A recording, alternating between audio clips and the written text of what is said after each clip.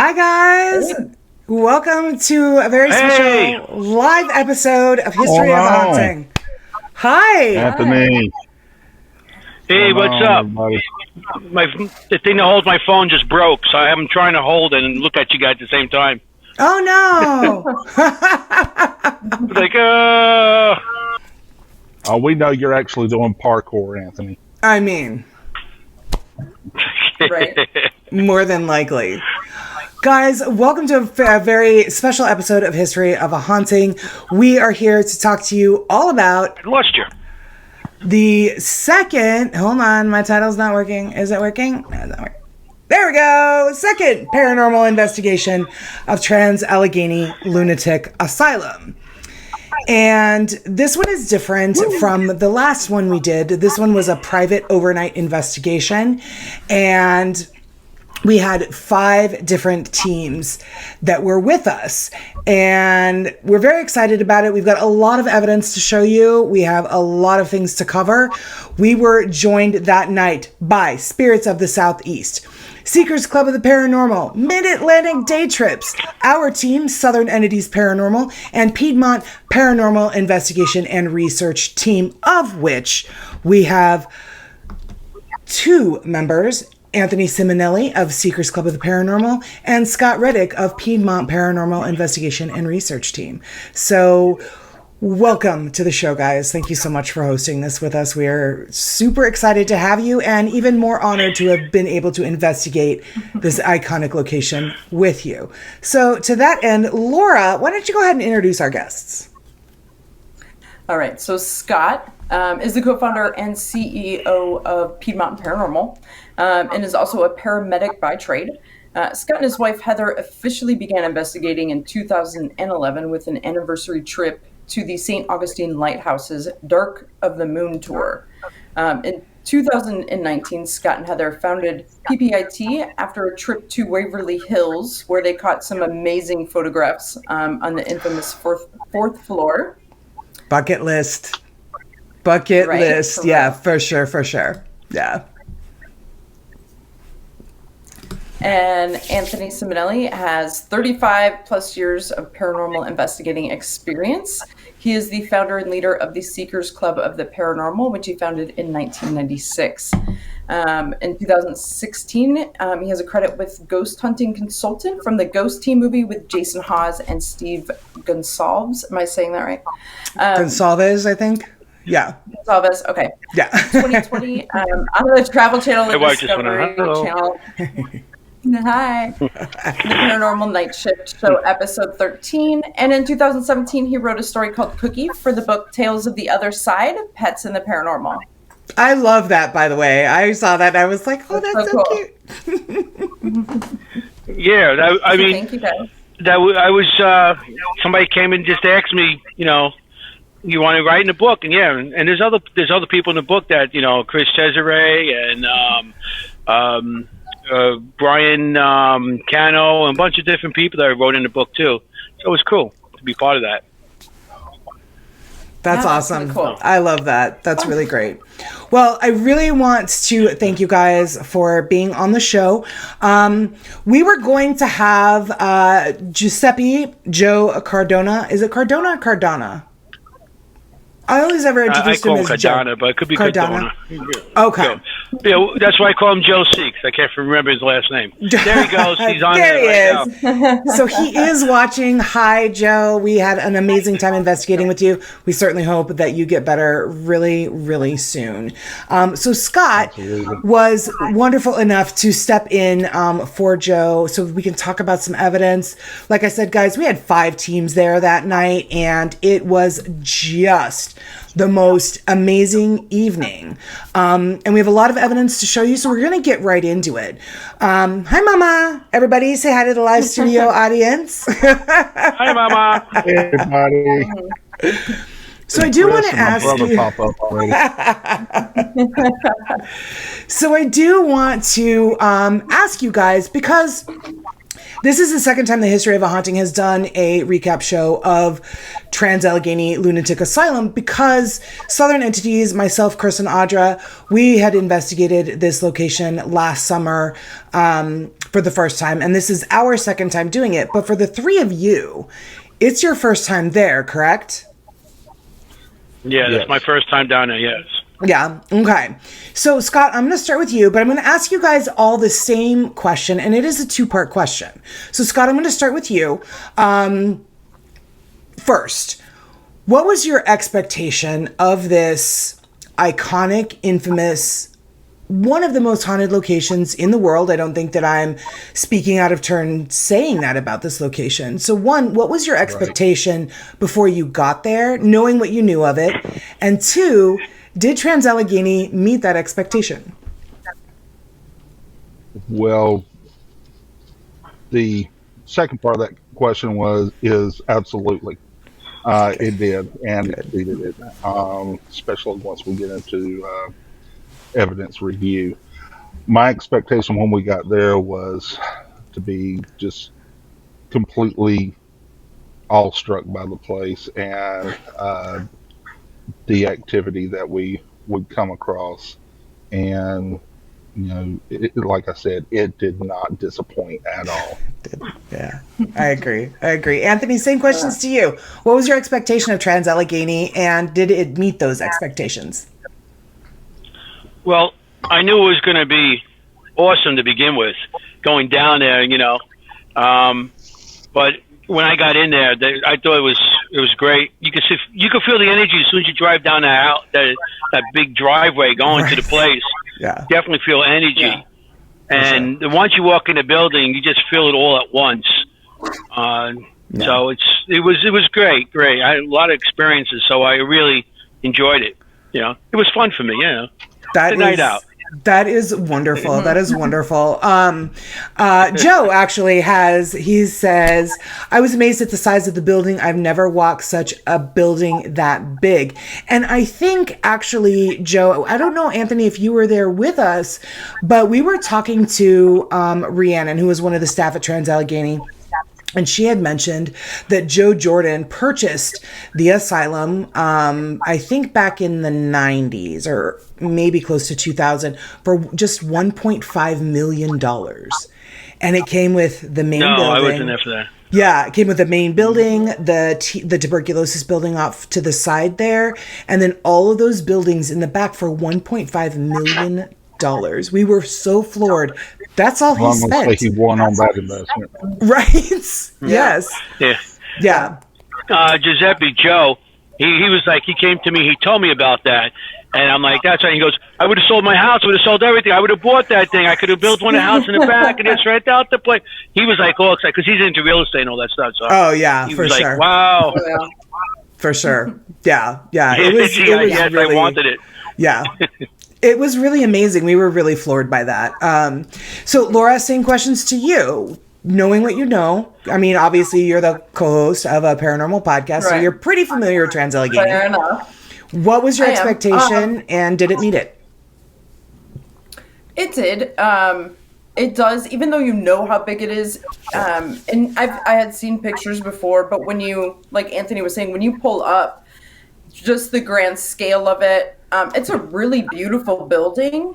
And the outside, with the fountain and the roundabout and just, it's really overwhelming and impressive. And walking through it, the scale is quite massive.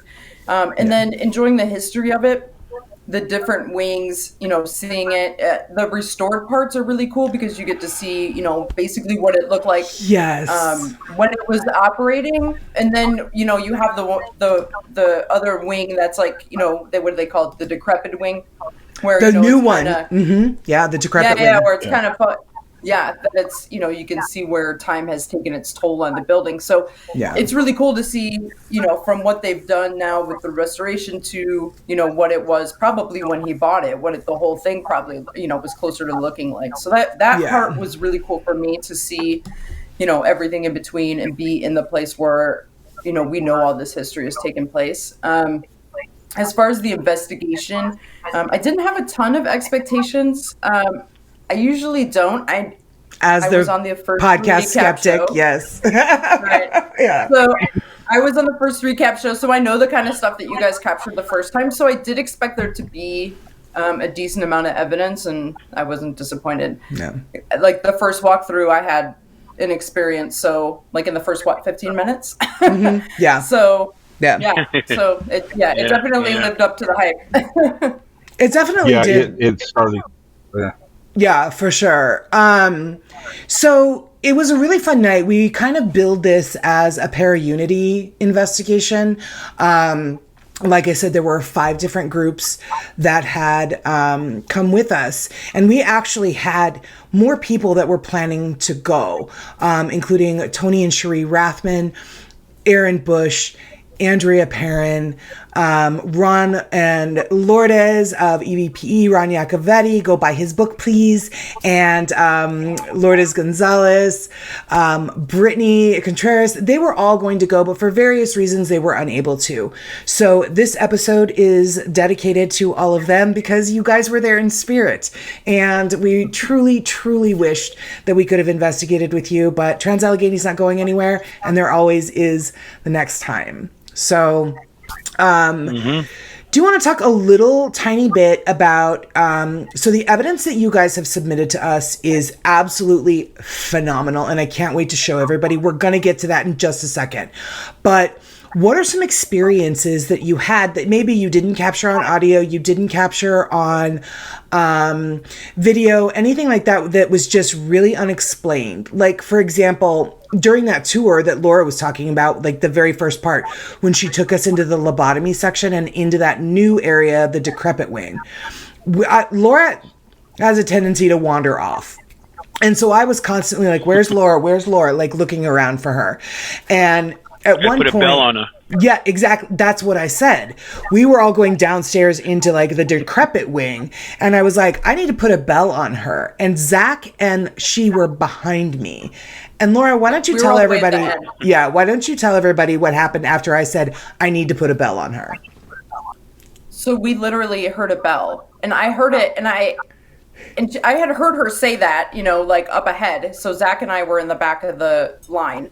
Going up the stairs, and I looked to Zach and I said, "Did you hear that?" And he goes, "Yeah, that like bell." And I was like, "Yeah." So as soon as she said I should put a bell on her, Zach and I heard a bell, like behind us, like further back down the stairwell. It was, and you can't explain that. We of course weren't running audio; we're just walking through. But yeah, it was super weird. Yeah, for sure. So Anthony, did you have any experiences like that maybe were kind of weird, kind of unexplainable, but that you weren't maybe recording or, doing any sort of investigating at the time? Did you have anything like that? Well, every time I had experience, I was investigating, but I did have a couple of weird things. Like the two things was, the first thing was when I walked into the women's wing over there. Was it the violent women? The violent women, yeah. Yeah. My arm felt like something grabbed my arm. It was ice cold. I had everybody grab my arm, and they felt the arm. It was like, my hairs are up, and I had the goosebumps. So I was like, I thought that was pretty cool. I was like, oh, here, they're already grabbing me, these women. They love the men in that ward. Yeah, they love the men on that ward. They absolutely do. Yeah. They absolutely do. Scott, how about you? Did you have anything weird that you couldn't explain? Yes. Pretty much me, Everett, Sarah, and Heather were walking on the 4th floor. And I forget which ward it was. I'm blanking on which ward that was. So many of them. The one with the wooden floor. Oh, the 4th floor. It was the one with wooden floor. Yeah, on the 4th floor. Yeah. And we constantly had this feeling that something was following us. If we would hear it walking up on us, and but when you turn around, there was nothing there. Oh God! So we didn't even get anything on recording. Yeah. With it, but you just had this feeling that there was something behind us, and all of us felt it.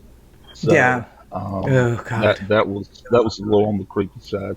Getting to the decrepit section that Laura was talking about. Yeah. This was my first time there, so I did go with the tour guide down into that area, and almost immediately started seeing shadow figures going across the hallways, and it's it was excuse me, I'm sorry. Oh, sure.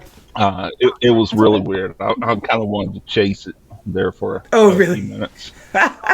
Yeah.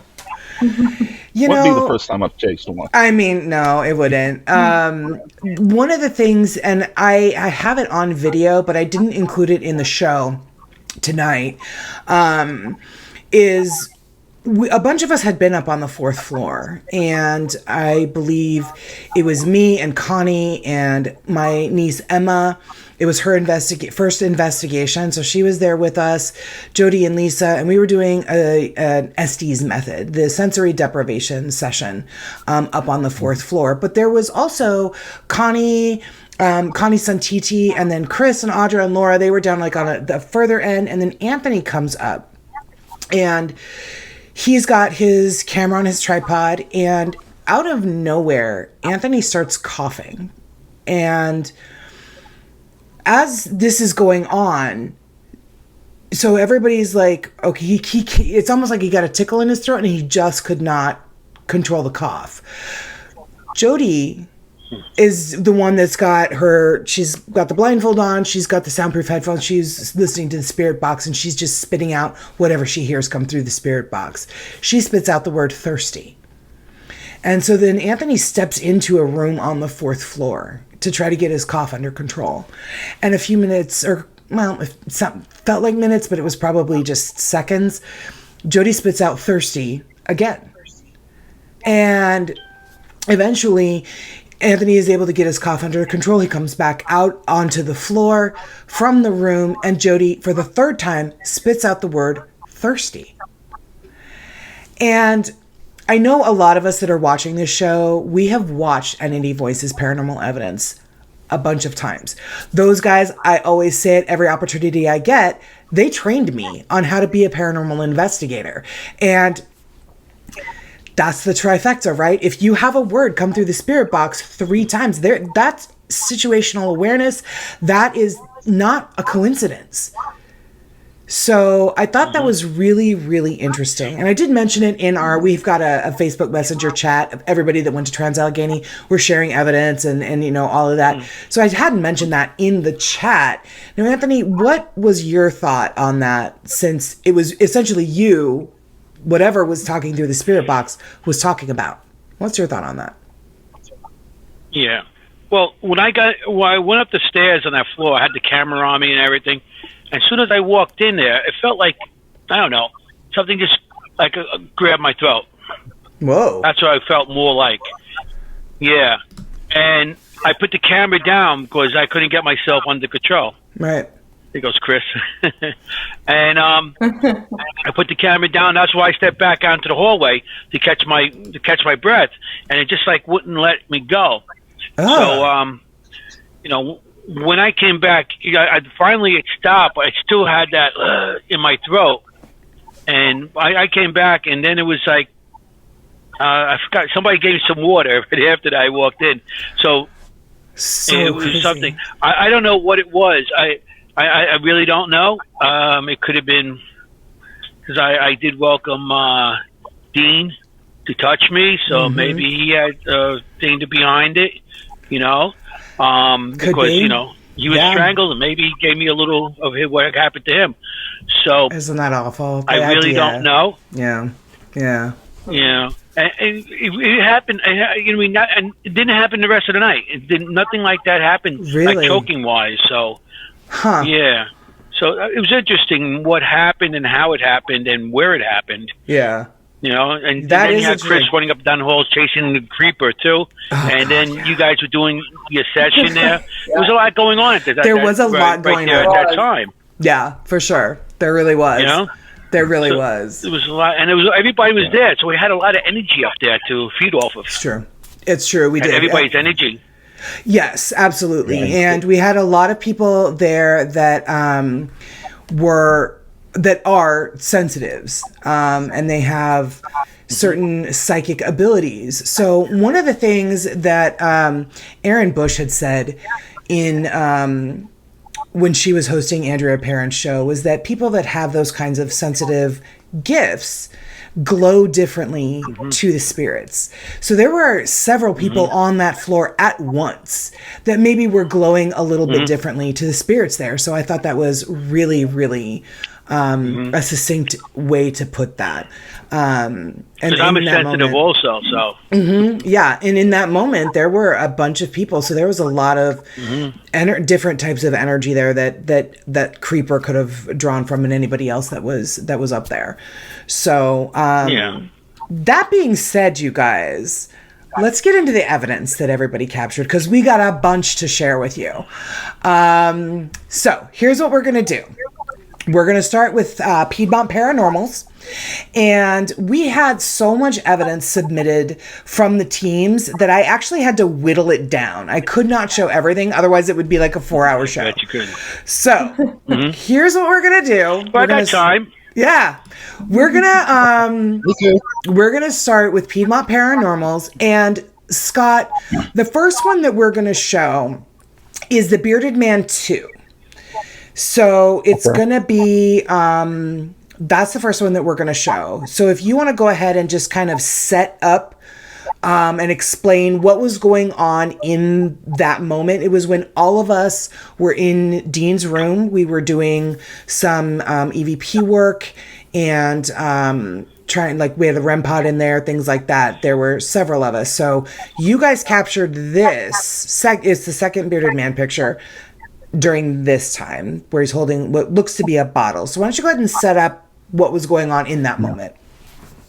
Yeah, well, he's holding a bottle of something, and that's my kind of spirit right there. But yeah, Spirits with the spirits. Exactly. Like you said, there was an EVP session going on. Myself, Everett, Zach, Mike from my team, you, Laura, Emma, and Julie. Julie was there. I think Julie. We were in there. For most of that session, you were sitting in the windowsill where we caught this, and then you got up to walk away. Yes. So let me show that picture. No, it didn't work. Oh, I knew that was going to happen. There we go. There we go. Yes. So you were sitting in that windowsill for most of the night, and as you can see behind you, there's nothing there at this point. And then you stepped away for some reason. I don't recall why. I think it was to do something with the REM pod. But whoa, there we go. There it is. And I continue to take pictures. Well, when we get into the review, there's what appears to be this bearded, elderly, older bearded guy, almost like Santa Claus beard. Yes. Reflection in the window, and it appears that he's holding, like this, and holding a bottle, like that. And if I'd seen that at the time, I'd have been like, "Well, crack it open, let's go." So, I know, right? Let's take a look. Let's take a look at the initial photograph that he took. Yeah. So here it is. This is the same window. I've walked away. I went out into the hallway to take photographs. So this is the window I was standing in. You can see my backpack there. You can see Dean's bed. You can see all of the devices on Dean's bed. And then there's the window behind me. So just take a little look at the figure in the window, and then we'll show you the blown up part. Now here it is zoomed in.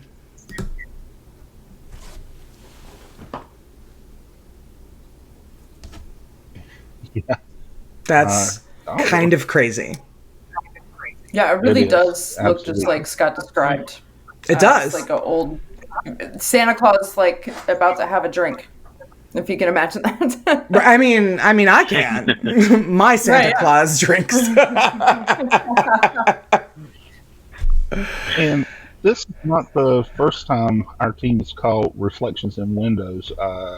Back last year, on your first trip, Zach and Mike called, and what appears to be a female reflection in the window that was featured on some evidence on Entity Voices, Yeah. where we had two comparison before and after shots, and the one in the middle clearly showed something there.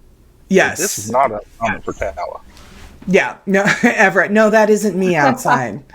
Guys, I just also want to remind everybody that this room, Dean's room, which is also known as the bedpost murder room, is on the 3rd floor of the asylum. So, not entirely sure what somebody is doing standing outside the window of this particular room. It's kind of crazy. I dig it. I'm here for it. I love it. Maybe it's Santa on one of his reindeers. Maybe he was. Santa on one of his reindeers. Nobody could have been reflected either, because I was sitting at the end of the bed. Yeah. I'm pretty sure, or somewhere right over there, and there was nobody like backlit or anything like that to actually get reflected in that window. No, there wasn't. That room was I think I would have been the dark closest with- person. Yeah, that room was my pretty beard much does not come with the in. exception of my UV light. Yeah, exactly. So that is our first piece of evidence that we wanted to show. I thought it was really, really amazing. I think things like that are just so fantastic. So this next one is called the Nope SD session. Scott, why don't you tell us a little bit about this? Guys, by the way, Scott has really upped his videography game, and the evidence that he sent me for these next two pieces are so well done. He's got the intro, he's got the explanation, he shows the video. It's fantastic. So we are going to be putting this episode out on YouTube and to our audio listeners. So Laura's going to go ahead and read all of the descriptions that are on the video for our audio listeners, and then I will do the second one. But Scott, why don't you go ahead and talk to us a little bit about set up this Nope SD session piece of evidence before we play it. The sensory deprivation sessions on the 3rd floor, Violent Women's Ward, where Anthony got grabbed at. And again, some of this leads back to the first investigation last year with Mike and Zach present there. They got some good results in that area by going down there and just almost like partying with the females there, and they were getting responses back on spirit box and whatnot. So we were like, well, let's do an SD session there, and so we set up. My wife, she was in the hot seat with the headphones and the Bluetooth noise canceling earmuffs in, right, and plugged into the SB7. Okay. So we go there, and I'm asking questions. Zach and Mike go down there. Eventually, Chris Allgood joins them down there, and we get some interesting results. I offered to send my boy Everett down there, and we'll just watch it and see what happens. All right, here we go. Let's go ahead and get this plated. Plated? What? Words are hard. Well, welcome to History of a Haunting. Hang on. You need a drink.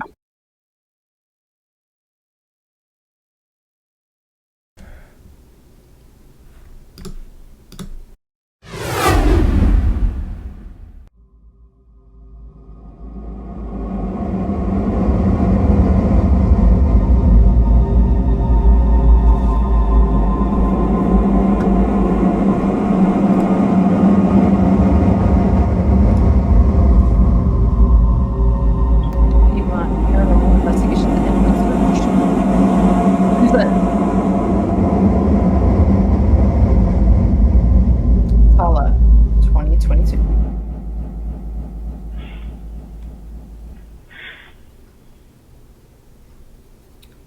sensory deprivation session. 3rd floor, violent women's ward. He's young, he's got a lot of stamina. Well, Zach, we might have a date lined up for you. I said, I told him we got two young men walking down there. Zach is single and ready to mingle, and we got Give Me. Okay. All right.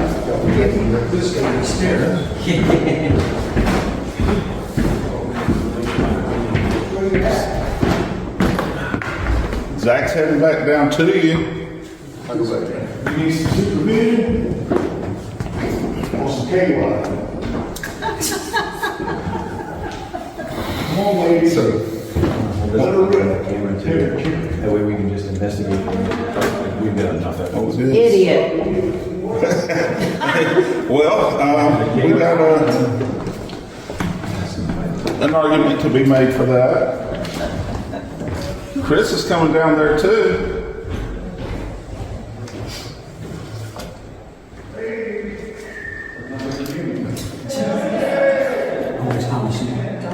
All right.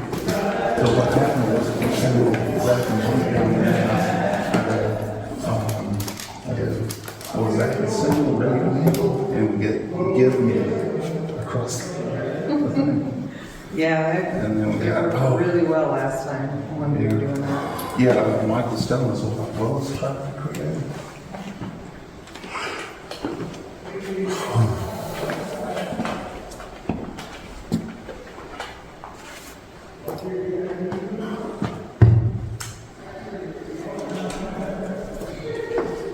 You okay? We're sending 3 down the hallway now. Huh? Your knees holding up? Your knees? With the, when these balloons. It's okay. Let me put some more of that, 2 of them are married, I'm sorry. underneath the chin when you go into the truck. That's okay.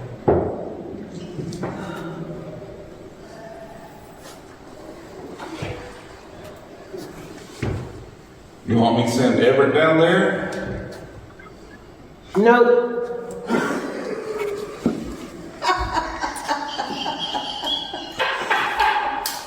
Oh my God.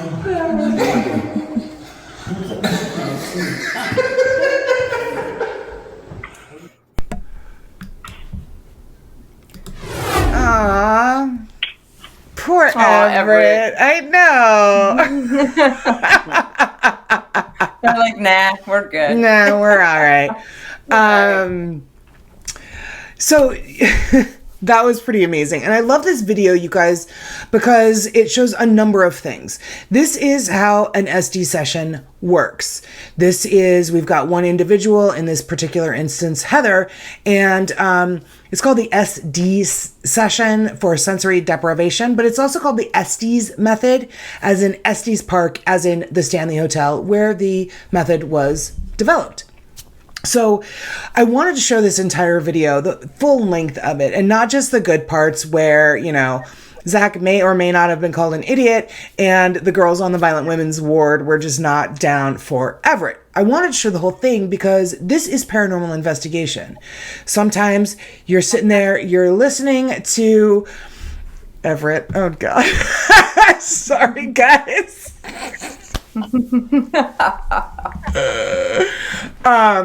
Sometimes you're just listening to a lot of white noise, a lot of stuff that's just not coming through. So this is what a paranormal investigation is. It's a lot of waiting. It's a lot of, sometimes it's kind of boring. Sometimes there's a bunch of dead air. Sometimes, you know, but as you could tell with just watching Heather, her vision, obviously, she had a blindfold on, she had sound canceling headphones on, so she wasn't reacting to what was going on around her. There were people walking around her. There was, you know, there was talking, there was laughing, there was this and that. So it's one of my favorite paranormal investigative techniques, this method. And if you guys go on your own paranormal investigations, I suggest you try it out because it's pretty cool. Laura's not super down with it. We have done it a number of times with Southern entities, but she's not super down with it. And a lot of people aren't because, again, your senses are deprived, essentially. That's exactly what it's called. So, Yeah. yeah. I like the method, just not being the person. The person in the hot seat. Yeah. I don't like that. Okay, this next one, Scott, is Shadow Everett second floor. And it's one of my favorite pieces of evidence that we're going to show tonight because, whoa. Whoa. So why don't you go ahead and tell everybody, set this one up for everybody. Where are you? What's going on? Okay, so, well, our team has had a lot of success with using UV black light and high definition photography. We've started using that with video as well. So I had set up a standalone high definition camera with a black light on it. Everett was doing an EVP session on the second floor. Yeah. Yeah. So that's a Ward B. juvenile ward. Yeah, that's the juvenile Yeah, ward. Yeah. Yeah. Right. And as he's walking in, he gets probably in a good 30, 40 feet. But then one of the things I like about the UV blacklight is if there is a shadow figure, it really does bring it out. It's a lot darker than the shadows that we cast. It really does. Yes. And so that's that was really success. You know, it has been really successful for us. Good. Everett was walking down there, and it appears that the shadow just comes up behind him. At first, we didn't know what to do. I ran it by several members of the team, posted it in a group that we're all members of that we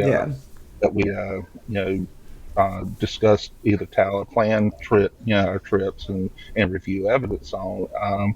I vetted it through there, and then had some Anthony also messaged me privately to discuss a couple aspects of it, and once we cleared all that up, I mean it was completely unexplainable. So I even ran it by the man there, and he can't come up with a debunkable reason for it either. So I think we'll just let's run it and let everybody see what happens. Okay, we're definitely going to do that. Real quick, Laura, because, we record from home and we have families, so her son needed her for something, so she stepped away. She will be right back. In the meantime, let's go ahead and play this video because, damn, you guys, for real. We have lots to talk about as soon as it plays. 1 second.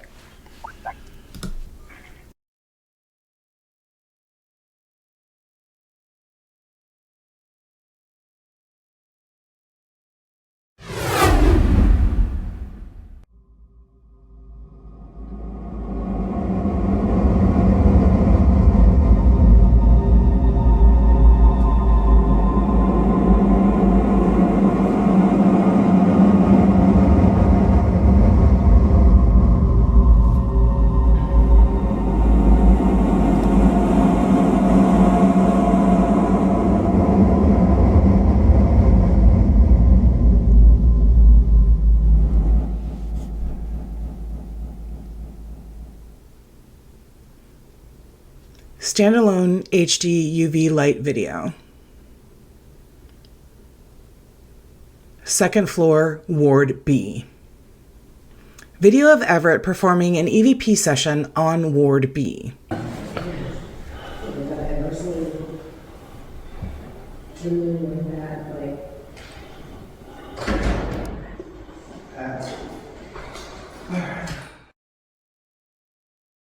Watch again as a dark shadow comes from the left behind Everett at 50% speed.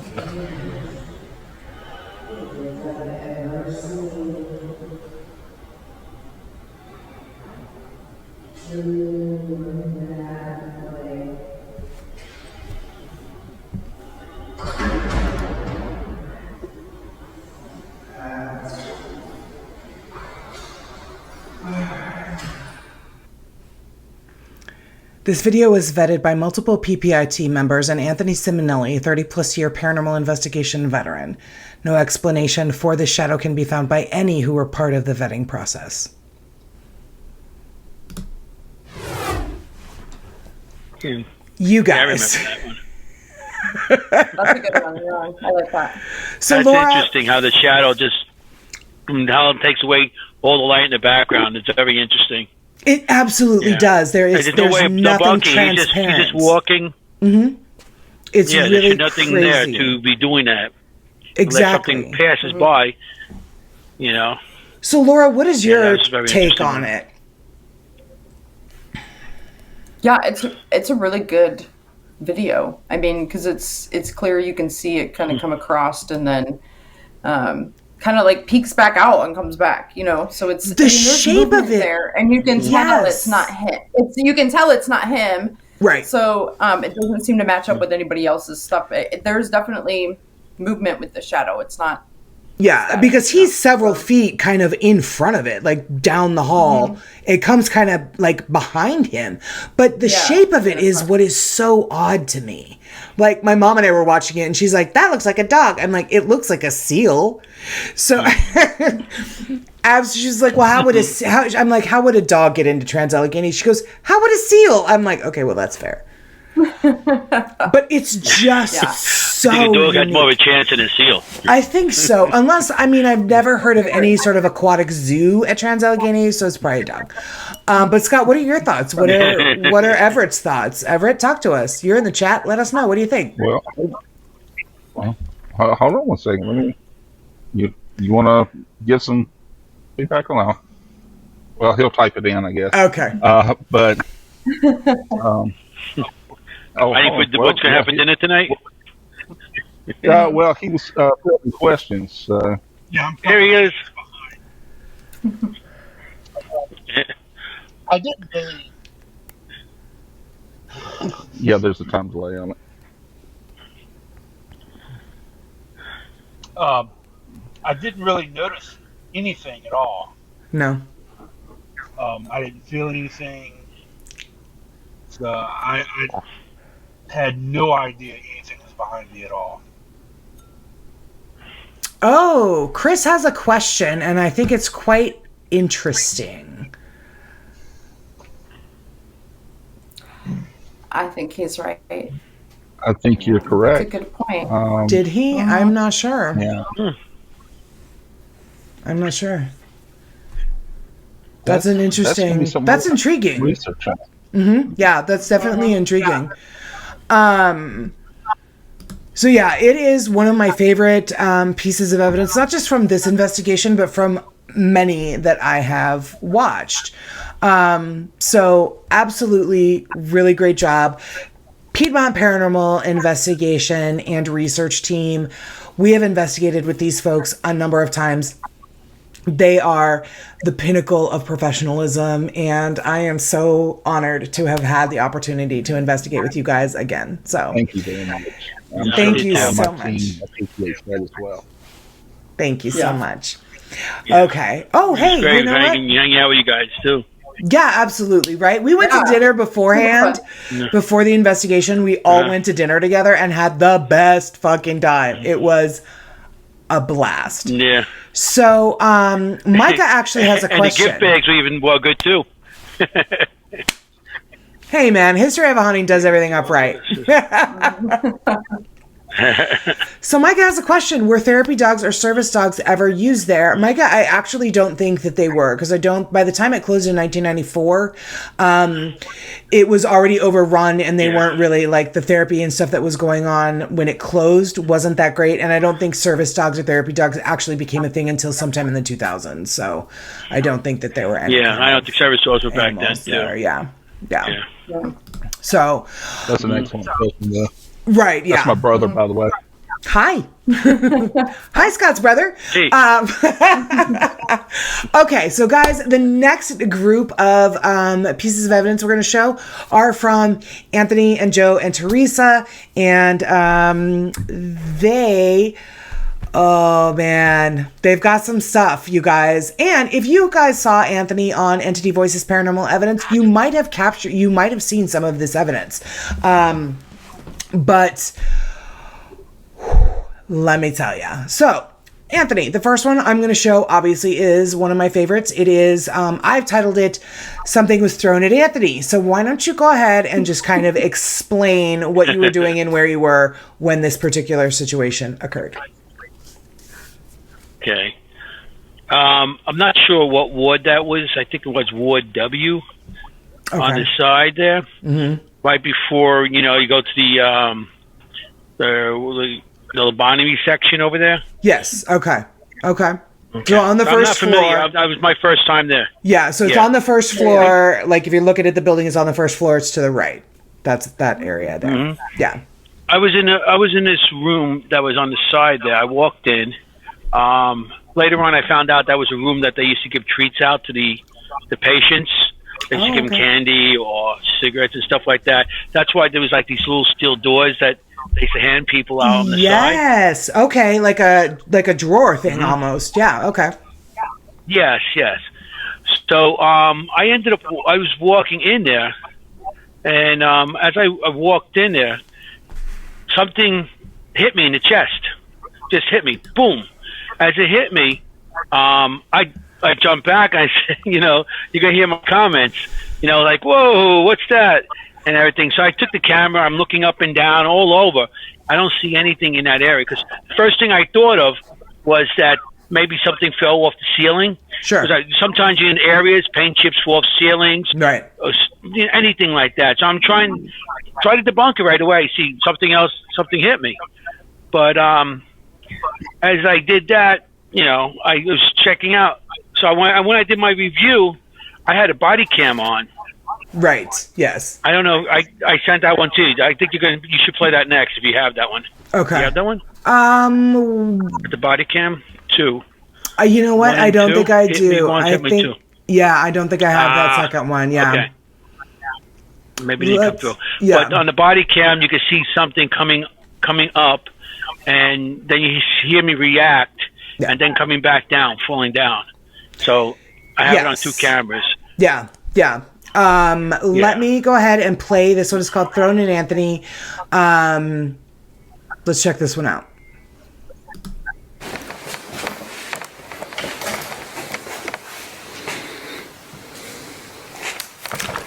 Oh! Wow, what hit me? Something was just thrown at me.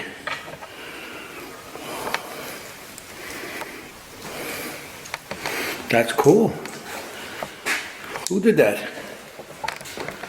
Who did that? Come on, you can tell me your name. I'm not mad. Oh, no. Hang on. Was that last call? That was it. Thanks, guys. Have a great night. No. That was it. Bye-bye. No, yeah. So this was a really interesting one. And the second video, and sucks that it didn't come through, but the second video, you could actually see something come from the top and kind of flutter. It almost looks like a stick that hit you. Yeah, it comes from the top, but then you can see it going back down. Yeah. That's on the body cam, right? Which I thought was interesting. I don't know what hit me. Later on, somebody seen a penny on the floor, which I don't know if that's what hit me, but it felt a little heavier than a penny. But the penny the little flutter looked a little longer too. Like it looked bigger. about Yeah. But the penny on the floor, when I picked it up and looked at it, everybody's like, I'll keep it. I said, no, I don't take nothing off of place. So I put it back. It said 1994 on it. Really? 1994. Wasn't that when it shut down? Yeah. That was when it shut down. 1994. So, and I didn't know about shutting down in 1994 until I think somebody told me later on. Maybe it was Chris, you, or somebody. So I put the penny back where I found it. But that was interesting how it just, so I just walked in the room and something just hit me like right in the chest. That's really interesting. I said, whoa. Yeah, that's really interesting. Yeah. So Chris just commented that he actually looked this up after you were on EVPE, and some of the more mentally challenged patients were known to throw the treats back at the nurses, losing their privileges.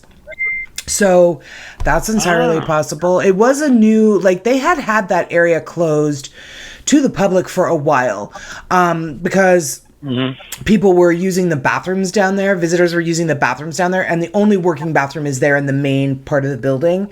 So they actually had shut down that whole area.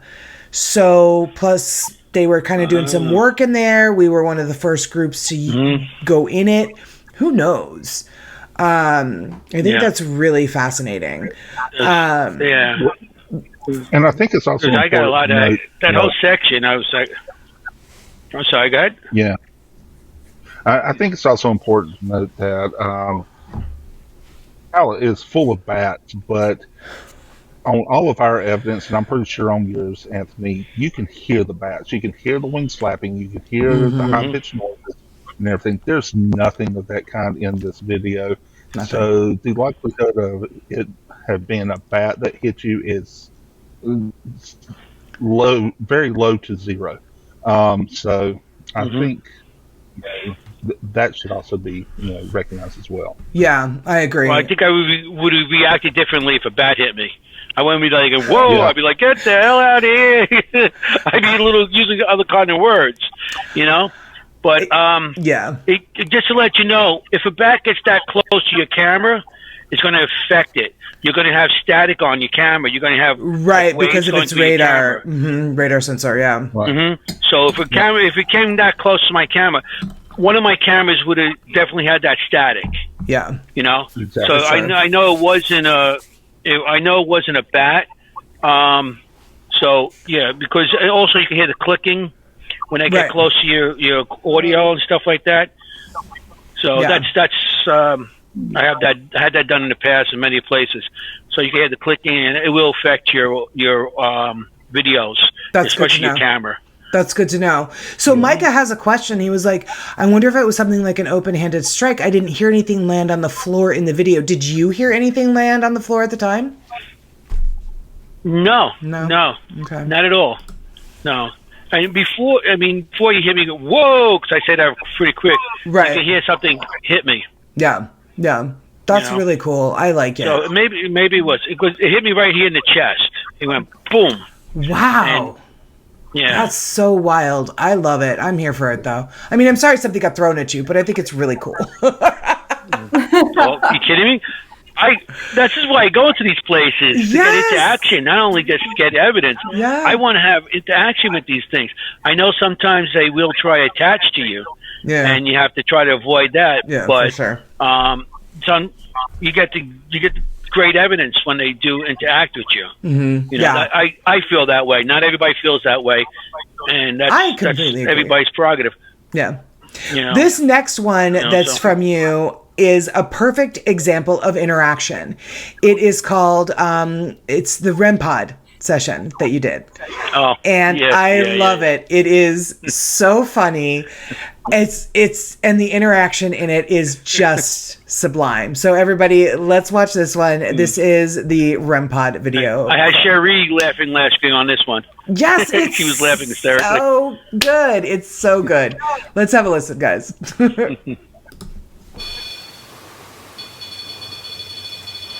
You can stop that now.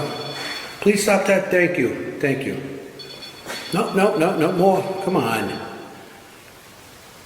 I'm not looking.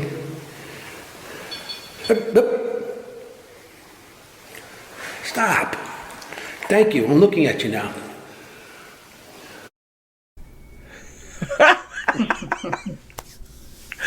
It's almost like it was testing you, like to just kind of see like how, what it could get away with. I thought it was the best. Right. It's like it was playing with me too. Yeah. Yeah, I thought I figured maybe it was a kid or somebody that was some sort of handicap with a lower IQ that get this thing to going. Because every time I looked at it, it stopped. Every time I turned away, it started going beep beep beep beep. That's why I kept that. And then I end up looking at it and telling it to stop altogether. But and it stopped pretty much for the whole night. So really, wow, that's interesting. All right, I like that one too. This next one is called Second Floor Scream. So why don't you tell us a little bit about what was going on and what you were doing when you captured this, because this one is amazing. Yeah, we just came down. It was me, Chris. We came down from the third floor to the second floor. And I think Scott was there, and there was a bunch of people in that area. And I was just sat on the stairs, and I was like, ooh, and I heard a scream. So I was like, what was that scream? I didn't think I got it, but I got it on my camera. That is amazing. Yeah. All right, let's take a listen, guys. The SD session. Oh, okay. Did you guys hear this during your session? No, and our recordings did not pick it up. So really, that's interesting. Very interesting as well. All right, let's take a listen, guys. This is pretty cool. What was that scream? I heard it too. That was pretty crazy. Let's play it again because it's pretty quick. Let's play it one more time. What was that scream? I heard it too. So you guys were on the second floor, or you would just come down from the third floor and you were on the second? Is that correct? Yeah, we just came down. From the third floor, and and they were doing a session there, and I sat down the stairs, and all of a sudden I heard that, and I was like, "Did you hear that?" And somebody, I think it might have been Chris, somebody else, I heard that too. Yes. So, yeah. Oh, yeah. It's Chris. Yeah, Chris is saying that he also heard it at the time. Yeah. That is wild. And very clear. It's so it's so clear. I love it. God, I love being a paranormal investigator. I love when we do these kinds of shows. I'm like, this is the best. Okay, so the next one is called Lily's Room, Don't Be Shy. Why don't you tell us a little bit about that one? Yeah, well, we went to Lily's room, and I put my camera there. And you're not going to see no video because because the camera's, it's in the dark, so not everybody can see it. So somebody was standing in front of it. But I still got the audio. And I got on the floor by the ball to play with Lily. Sure. And I'm like, you play, and and then I say, don't be shy and everything. And then I get a reply, like somebody was saying the same thing I was saying. Yeah. So I thought that was interesting, and that's why I cut that piece. Yeah, I was in the room with Chris was also in that room at the time, and I think the scariest part of all that was me trying to get off the floor. Well, and just walking through it, once you get up, hold on to nothing, and there's like a turtle balls. trying wobble. Yes, and there's like little balls and marbles all over that floor. Like, it's a dangerous room just because.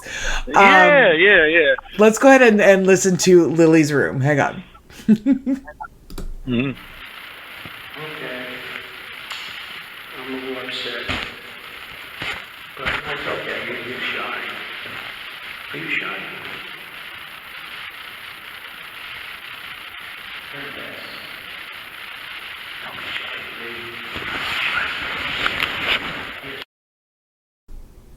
Well, that was interesting.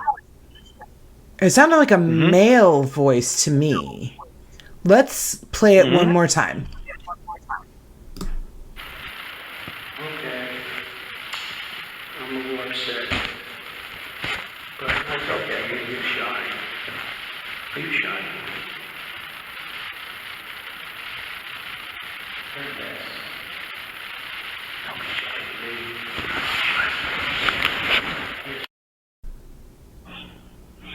Yeah. Scott, what are your thoughts on this? And the other person, Chris was in the room. That doesn't sound like Chris. No, it doesn't sound like Chris at all.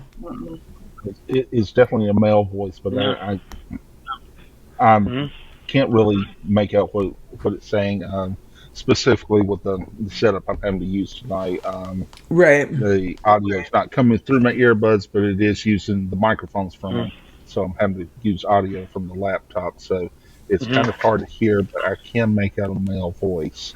Yeah, it's almost kind of comforting, like it's talking to a child, saying, don't be shy, it's okay, kind of a thing. Yeah. Maybe it was an orderly or something that was left over that used to take care of her or something. Oh, maybe. You don't know. Maybe that's what I assume is maybe one of the orderlies that used to work at the hospital, or maybe a nurse or something, or yeah.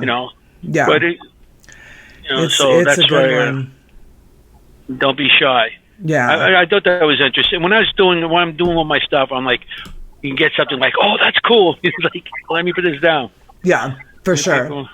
Yeah. So Chris says the only other people that were there were Audra and Teresa, too, and him. So it didn't sound like either one of them. Right. Yeah. No. So that's pretty interesting. This next one that we're going to play is First Floor Loud Bang. And I believe this is Joe, correct, Anthony? Or I think this is Joe. No, that's me. Is that you? Okay. So why don't you tell us where you, why don't you tell us where you are? First Floor Loud Bang. Okay. I just went into the hall there. Everybody went left on tour. You guys all left, and I was inside the room still setting up. So I went into that little hallway to the right. It's a dark hallway. As I was walking down there, I seen Connie, and she was Connie, and yeah. Oh, okay. Saying that.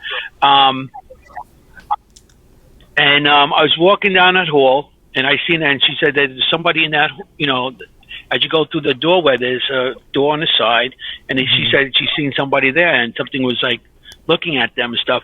So I went in there and went to check it out. So I go there, I open the door, try to open the door, it's all decrepit, and first I thought it was a cell, to tell you the truth. It's just a closet. Yeah. It ended up being a closet, Yeah.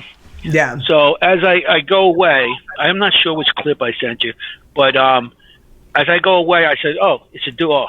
And you hear somebody say, door, after that. As I walked down the hall, I went past it, and all of a sudden I heard like a really loud, like something was thrown to the floor or something. So, it was interesting how loud that bang was. Because remember, I was all by myself in the dark, and you got that 2-inch screen.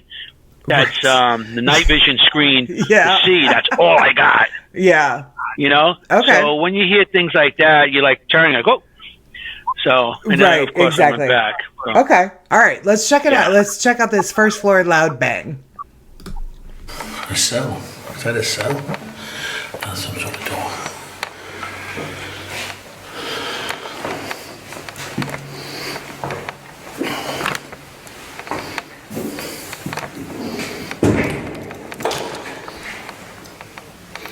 Okay. Something wanting to touch with me? What was that?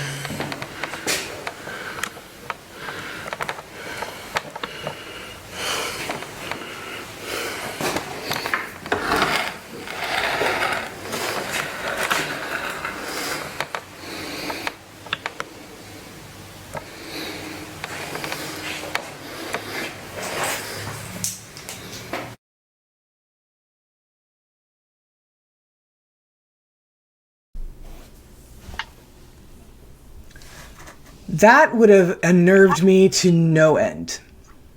To no end. Yeah.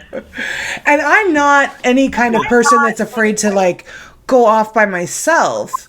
But I will have some kind of a light source.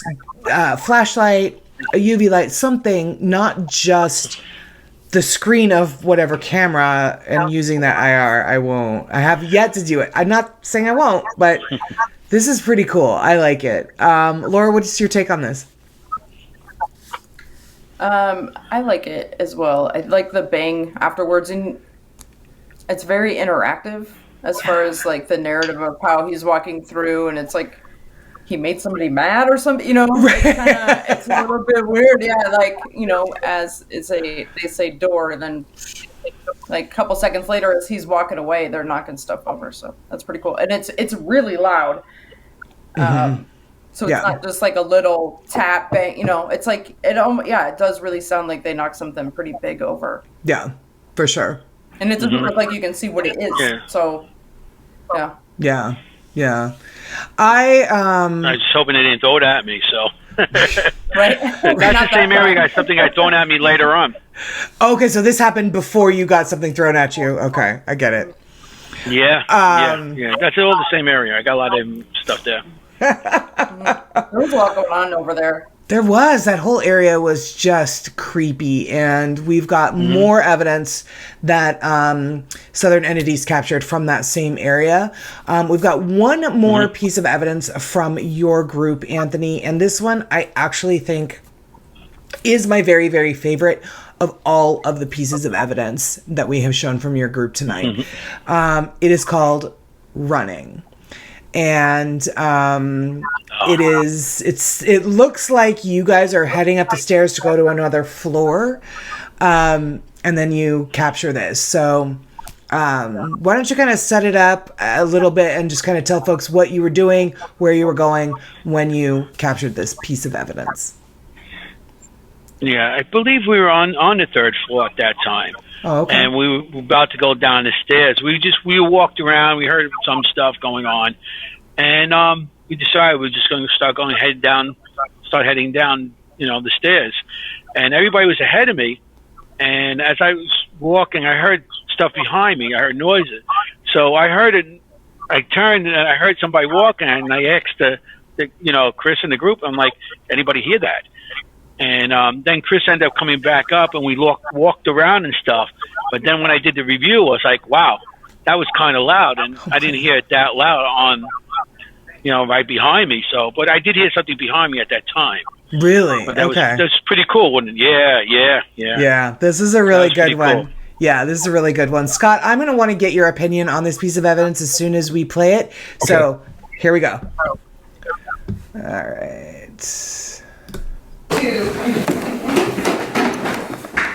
Hey, What'd you get? I heard footsteps. Pretty crazy, Wow. right? Should we play it again? It's pretty quick, so let's play it one more time. Okay.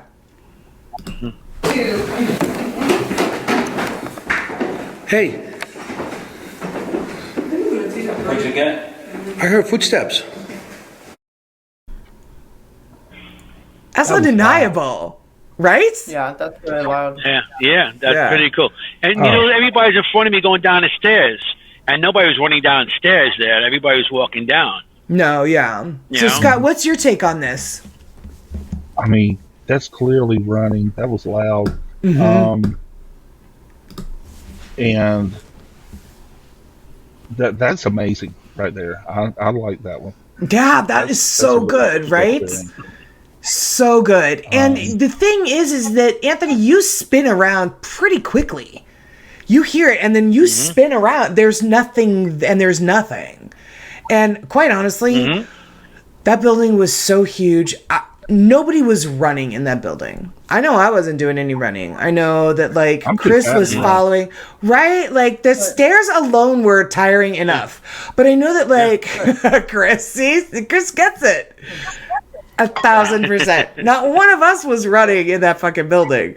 Especially those stairs were kind of like tricky too. You weren't running down those. Besides being tired, they were kind of like off. Like you needed to pay attention. You're not trying to run.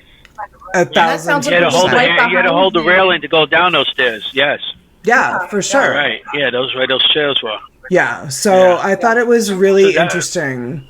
Because you hear it and you spin around Chris came back immediately. up and was stuff, and Yeah. and Chris came back up and we walked around a little bit. And we heard talking, and then we found out that was like in front of the building, and there's everybody. Some people were sitting out there, but upstairs on the third floor, nobody was. I mean, we don't know if anybody else was up there. I think everybody was downstairs. But I think after that, I came down. The screaming was going on downstairs. Everything was like in going on, but it was interesting. I thought it was interesting. Yeah. How that. That's a good one. Running things came up to me on the hardwood floors there, and on just about every floor in that central section there before you branched off to the wards. wards.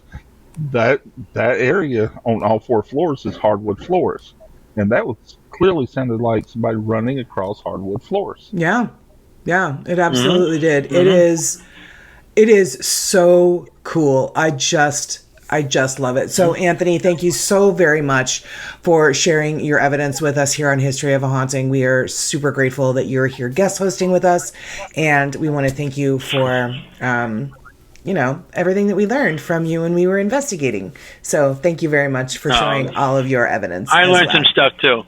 We always learn. That's what we got to do. We learn off each other. Exactly. That's what we. Yeah. That's the only way we're going to get anywhere. I agree. I completely agree.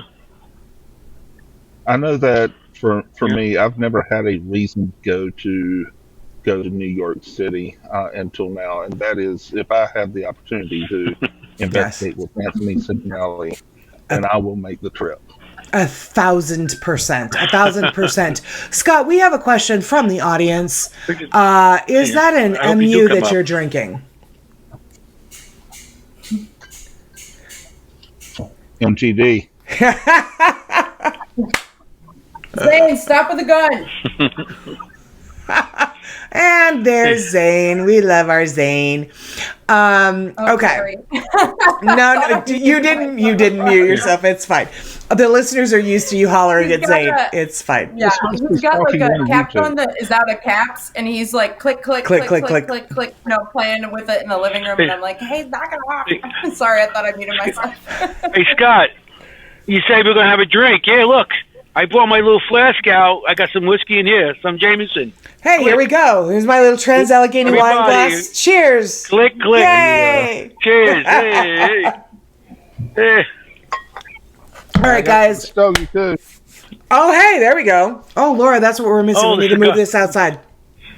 I don't have on me right now, but I have to go outside for that. Okay, guys, the next group of evidence that we are going to show you is from our team, Southern Entities Paranormal. And the very first one that I want to show is a photograph that was taken by my niece, Emma. Now, this was Emma's very first paranormal investigation ever. And she did really well. She did really well. She didn't get scared. She went off on her own. She was investigating noises. I was so fucking proud of her. I cannot even tell you. But she's also grown up with Auntie being a huge fan of ghosts. So this is her photograph that she captured. And we are down in the Civil War section. So there's that area that Sarge is known to kind of hang out in. It's right in that main room where that old car was, right off the kitchen. And then there was that back area. Right. So Emma took this photograph when we were down there, just kind of doing some EVP work and all of that. Let me just show you the picture and then I'll describe it. So here we go. This is the photograph. The first photograph is the original photograph. That white, and it's the doorway we're looking at, that white light on the bottom is the light from my REM pod. And we had it right in the doorway. So Emma takes this photograph and she's looking at it on one of our breaks. And you're not muted again, babe.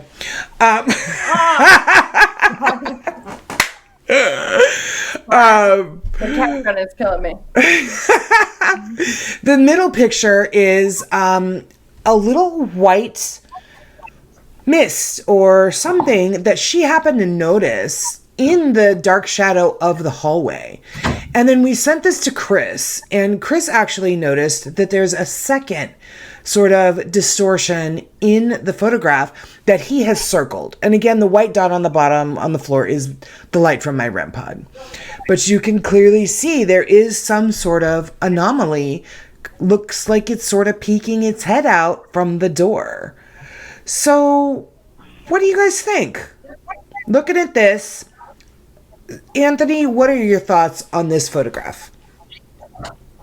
Yeah, right up. Yeah, you're talking about right because Chris has a circle, but right over to the left of that on the top. Yeah, that white thing that's looking out. That's what you're talking about. Yeah, yeah. I can see more than that too. I see like peeking out, but I do see like a shoulder and Yes. like something like just standing down. So I Uh-huh. see a head and like a shoulder coming straight down, like it's a long jacket or something. Maybe it's a soldier. Maybe it's a soldier. That's a really great 'Cause, suggestion. That's a really great because I suggestion. do see.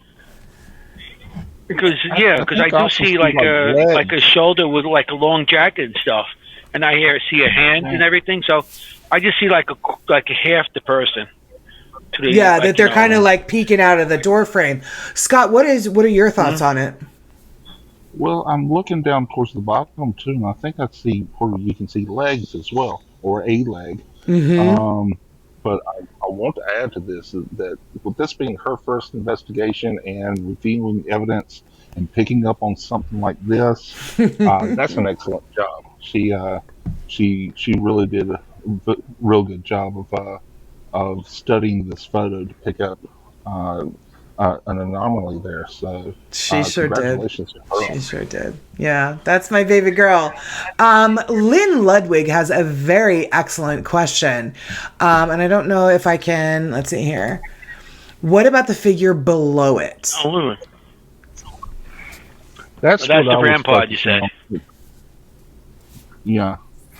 Is light that is the the rampart. dot in the bottom? Well, That's the rampart, isn't it? That is the light from the REM pod, yeah. But there does seem to be a bit of a distortion, a light distortion underneath Chris's circle. So I don't know, Lynn, is that what you're Lynn. talking about? Don't say hello. And that's where I'm thinking that might be leg or a leg. Yeah. Because look, you see like a whitish area go up from the REM pod dot slightly to the left. You see a whitish area, and then on the sides of each one, that whitish area looks like two darker straight forms there. Almost to me would indicate possibly legs. Yeah, that could be. That could possibly be. She says, not the REM pod. Yes, right above it and to your left. That is, you know what, Emma actually that night, because she had taken it almost the beginning of the night, and then like on our first break when we were outside, she sent this photograph to her friend Nadia, and Nadia sent it back kind of outlining what you guys are showing, like the head, the shoulders, kind of an arm down to the floor. So I think, I mean, Nadia has a really great eye as well. So I was like, you girls, check you out. Chris, we need to add them to our team. But yeah, I think, so Micah is asking, was there any kind of light source at all behind and to the right of the camera? No, there wasn't. We were all, this was taken in the dark. That entire area is pitch black. Oh God. Yeah. Yeah. I was in that section at night too. We walked past there, and it's totally black. Yeah. You can't see at all. Yeah. Yeah, it looks like it was wearing a trench coat. So, I mean, that seems to be the that's what general long coat is, consensus. yes. Yeah. So, I think it's a soldier. Maybe it's even Sarge. He is known to, hang out in that area. That's sort of like his domain. And, so I wanted to kick off Southern Entities evidence with Emma's because, God damn, that girl impressed me. I was so proud of her. And bless her little heart. She did good. She didn't go running out first time. No. Which is always a good thing. Yeah. And she did good, and she stayed back, and she actually walked with us a couple of times, like towards the end of the night when we all went downstairs. So it was she did very good. She did, yes. Oh, and she's watching. So, There's my gorgeous. Awesome. Yes, Good Emma kiss, did. Emma. Yeah, Emma did really, really fantastically. And, it was funny too because like Audra and Julie and Teresa would like ask me, how's she doing? Is Emma okay? How's Emma doing? Because, she's young and this is her first investigation. And so like, the mother instincts kicked in. Of course, I was always like, Emma, stay here. Emma, I'll be right back. Laura, watch Emma. I'm so used to like, making sure that I don't lose my best friend's child, even though her child is 18 and was just kicking ass the whole night. So it's just one of those habits that are hard to break. So I was very grateful that I had Audra and Julie and Teresa there to just kind of keep an eye on Emma, even though Emma was was like, the dude, mama you guys, one, I'm fine. Yes, exactly. She's like, you guys, I'm all right. So yeah, Emma, bless your heart, baby girl, you just killed it. So that's the first piece My of son evidence. Jesse started when he was 13. Shit, really? My son Jesse, he started going. He's 13 years old. Yeah. Oh my Going to god, Gettysburg, hanging out in some of the haunted hotels and stuff like that. that's And then he amazing. went to many of the other places. Yeah. Yeah, there's no He way. was 13 years old when he first started. Yeah, there's no way that her mother would have let me take her to Trans Allegheny when she was 13 or anywhere with ghosts when she was 13. In fact, when I had asked Emma if she wanted to come, because Aaron Bush was supposed to join us, and for a bunch of different reasons, she was unable to go, but she did buy a ticket. So Aaron graciously gave her ticket to Emma. And so I asked Emma, do you want to come? She was like, oh yeah, that'll be amazing. Okay, great. But then I texted her mother, my best friend Jennifer, and I said, hey, just so you know, like Emma wants to, I invited her to come to Trans Allegheny with us and she wants to go. And I just wanted to make sure that was okay with you. And Jennifer said, well, yeah, like she's 18, Carrie, she can do whatever she wants to do. And I was like, well, yeah, but I just thought it was, kind of polite to let her mother know that I was taking her daughter to a lunatic asylum and locking her in for 8 hours overnight. I just thought maybe that running that by her mother might be something I should do. And she goes, well, if you put it that way, I'm like, well, yeah, that's what I did. Maybe I should have brought that part up. 1,000%. Yeah. Like, I just want to let you know I'm going to take your daughter and lock her in a lunatic asylum for 8 hours overnight. I just wanted to make sure that was all right with you, but whatever. So anyway, the next piece of Southern Entities evidence that I want to play, it's an EVP, so it isn't a video, but it was during the whole bearded man thing where we were all in Dean's room and I had left the room to go and take photographs on the violent men's ward using the UV light because that was a tip that I had gotten from Scott. And they had such great success with it that I was walking around and I was trying it.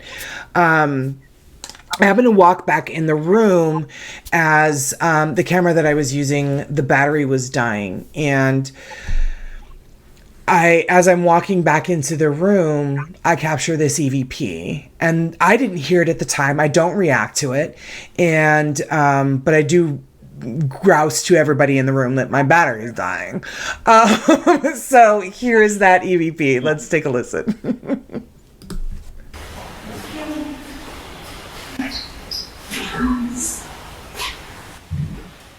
This battery is just about dead. Do we want to listen to it again? Wow. Yeah, play it again. Play it again? Okay, hang on. Let's see here.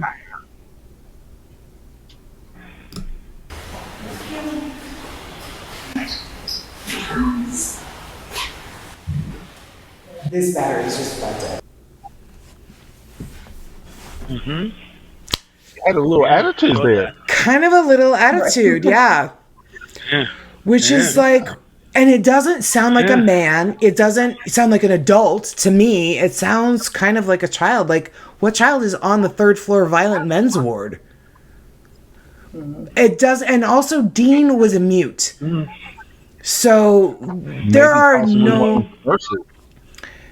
Maybe it was one of the nurses. And maybe it was one of the nurses because it does sound very light and gentle. The voice does to me. So you know what, Scott? Maybe it was one of the nurses. I don't know. I like it. I was thoroughly impressed when I came across that. I thought that was good. Yeah.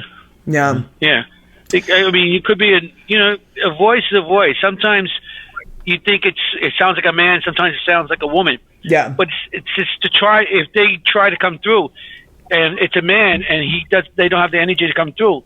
His voice might be a little higher pitched than that's a good point. A woman a little lower pitch. It's depending on the energy of the entity also. So it could be a man, it could be a woman. But you don't. Sometimes you just can't tell. A child, or it's depending how much energy they have to come through. They have the voice at certain pitches and stuff like that. That's a very good point. I never considered that. That's a very good point. This next one is entitled Medical. and it is in the men's ward. Chris, if you are still watching and you are in the chat, and it looks like he is, if anybody has questions about this particular one or what you guys were doing and when you were doing it, please let me know. This was captured by Chris and Audra. So it is called Medical, and it was in the men's ward. Here we go. Nobody?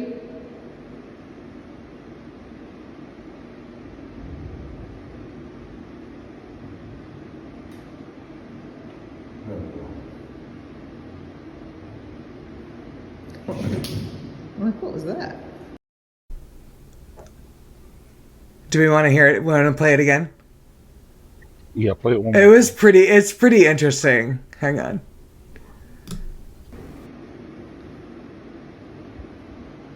Nobody?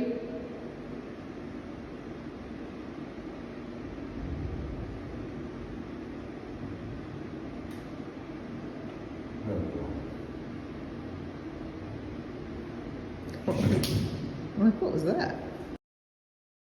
Yeah. Isn't that crazy? And it sounds like Audra hears it. Now, that is not Chris. So Chris, were you and Audra with anybody when you guys captured that? Because that's pretty darn cool. I'm here for this one. I like it.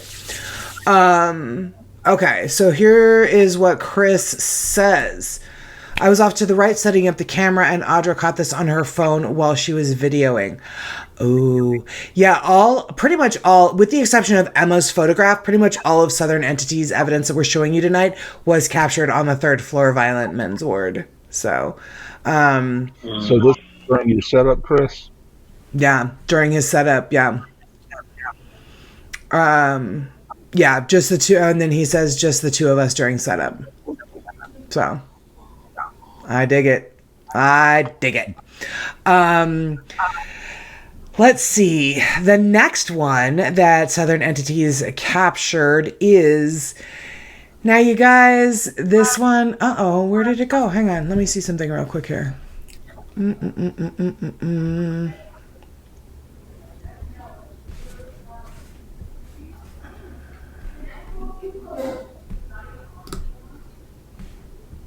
Oh. Okay. Let me go ahead and see if I can play this video, if I still have it. I hope. It doesn't look like I might, though. Hang on.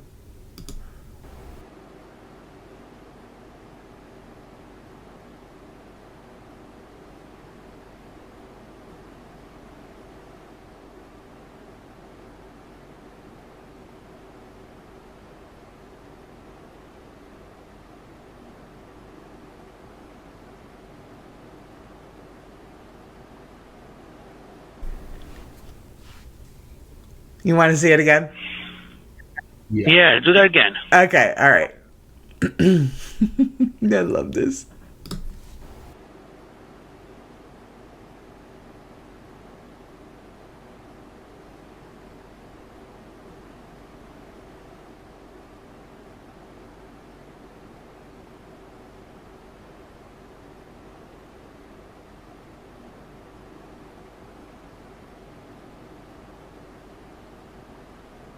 That was interesting. Pretty crazy, Never seen right? that one. That's yeah. We're talking about the light anomaly that moved from left to right.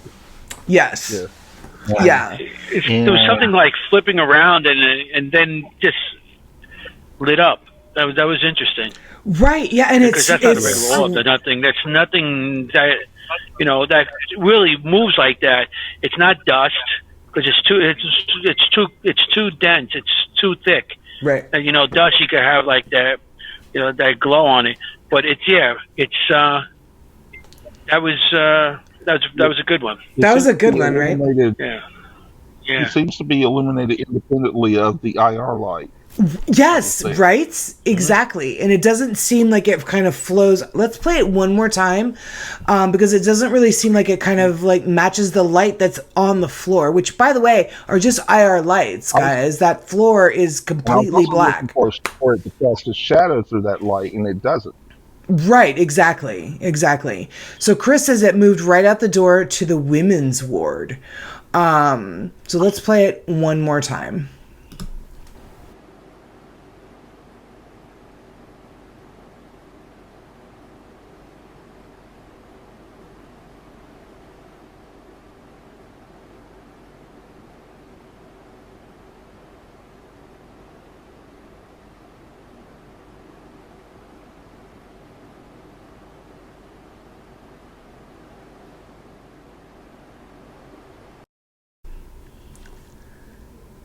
It just kind of lights up by itself. It's so crazy. It's so crazy. Yeah. And it really speaks volumes that Chris sent this to me to show on the show, because Chris is well known for not putting a whole lot of stock in orbs. But this one, it is kind of hard to like blow it off as a bug or dust. I mean, unless like a lightning bug got in there, but which is possible, but this is just, that's not this. Like, this is not a bug. Like, bug doesn't move that way. That was just straight. Bug usually, flutters. And if it was a bug, you would see like dashes or something like that also. You would see like like a tracer kind of with its light. Yeah. Yeah, because as the wings goes, the wings will light up, and then at one point it won't. Then as it goes up and down, it'll light up or it won't light up. So it'll be like a dash. Yeah. Type of thing. And dust would have been affected by gravity. This does not seem to. It doesn't, because it does kind of go down at one point and then up. You're right. So, so that is I interesting. share a lot of Chris's thoughts on orbs, as do many of us on our team. Yeah. And for him to put a piece of evidence out there like that means there's something to it. So. I agree. And as Chris just said, it was pulsating the light. Yeah, so which was really, really quite phenomenal. Laura, as the skeptic, what are your thoughts on this? Like, can you explain this in any way? Because I have nothing. I got nothing. What do you got? No, I can't. And I had a couple things like that come up too that I showed you, like in some of the live pictures. Remember that? Oh God, that's right. It's definitely not dust, and it like comes across like that. So then again, like that wasn't something that I could 100% say was that. True. But I mean, really interesting. I had this happen a few other times too, in some of the stuff that I had, but not as good as this one. This one's like really. It went on for a while, right? Yeah, it was really great. I freaking loved it. Okay, so this next one is titled "Do You Want Out?" And it's pretty self-explanatory. I'm not entirely sure where Chris and Audra were during this one. So Chris, if you'll throw that into the comments, and then I can just let everybody know. But let's go ahead and play it. It is called "Do You Want Out?" You want out? Can you imagine? What the fuck? I love it because Chris obviously heard that. And it's kind of a deep, like a deep no, like I'll play it again because it is almost hard to hear, but let's play it one more time. Do you want out? You want out? Can you imagine? What the fuck? It's kind of like a groan almost. So Chris says that it was third floor cells by Dean's room with Simonelli. So it was when you guys were down there. Oh, yeah, okay. I was by that cell, I remember. Yeah, and I was by one of the cells, and it's like, do you want out? And I didn't hear it, but he heard it. Yeah, I was by the cell with my camera, looking inside the cells, hoping something moved. Okay. Yeah. All right. And yeah, it's a good one. Right before the area where we were doing. Is this in the area where we were doing the SD session in Dean's room, right around the corner from you, as well? We were headed towards Dean's room. We went to Dean's room, and then you guys came in right after us. Right. So it was And then, in that time. okay. Then we went upstairs and everything. But yeah, it was like before that. And did you get my EVP on your camera? Scotty, beat me up. Remember? Did you get that or no? I screamed at your camera. You did? No. Chris goes, that's Scotty's camera. So I went to the camera. I said, hey, Scotty, beat me up. No, you didn't get that. Oh my God. You guys, I swear to God, this was the best group to go investigating with because Laura, why don't you tell them? Yeah, 1,000%. Laura, why don't you tell them what the little message you left for Chris? Well, I wanted to make sure Chris didn't mistake me for any ghosts or anything. When I was walking by his camera, I said, Chris, stop looking at my ass, because I kind of walked past it in the front of it. So I thought, once he finally got to that, he'd probably have a good laugh. He did. You're right. Yeah. Yeah. So it's the best group to go investigating with. So let's see here. Chris says, where the hallways splits by Dean's room by the cells, that was Carrie's camera. So yeah, so it kind of veers off into these. So the solitary cells are over here, and then the hallway where Dean's room is right here.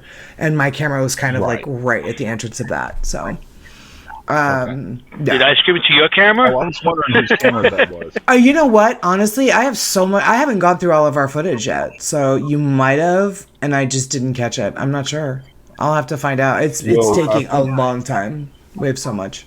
I believe Zach and Mike are still going through their stuff as well from our thing. Yeah.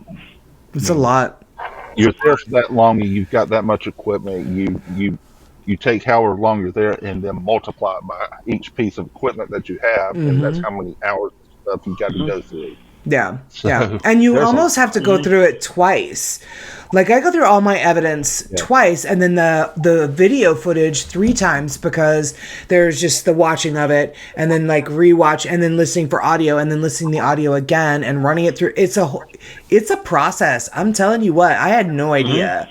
Everybody watches Ghost Hunters and Destination Fear and Ghost Adventures, and they go on ghost investigations, and then they go and just review for 5 minutes and look at all this evidence. No, it is nothing like that at all. Okay, yeah. See, Chris, I still have 15 hours of audio to go through. Yeah, it's ridiculous. It's insane. So to our Patreons that are listening, this is why it's taking me so long to get you our evidence. It takes forever. Anyway, we have one final piece of evidence to show you guys. And no offense to you, Scott, to you, Anthony, but Laura and I, when we reviewed everything that everybody sent, we decided to play this one and save the best for last. Because between Laura and I, we felt this was one of the most compelling and most disturbing pieces of evidence we have ever heard, ever. Be it on a TV show, be it on a podcast, be it on anything. And this was captured by our illustrious leader, Chris Allgood. He had put an EVP recorder down in the lobotomy area of Trans Allegheny. Now, I do want to put a caveat on this for everybody that is watching. This is disturbing content. So listener discretion is advised. If you don't want to listen to this piece of evidence, go ahead and drop off now. Maybe hit mute. Maybe go get a drink of wine. But we are going to play this. This is our final piece of evidence. We consider it the best for last, but it does need to come with a content warning because it is very disturbing. I also do want to say, crank your sound up if you do want to hear it, because it is a teeny weeny bit faint, but not too faint. You will be able to make it out. This is lobotomy.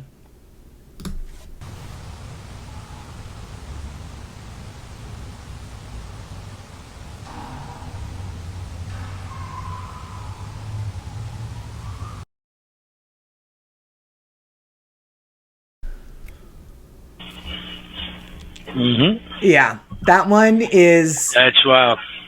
pretty wild. I'm going to play it one more time because it does go by. It is a quick EVP. So I'm going to play it one more time. Again, don't want to listen to it, go ahead and hit mute now. It's only about a 5-6 second clip. Here we go. Yeah.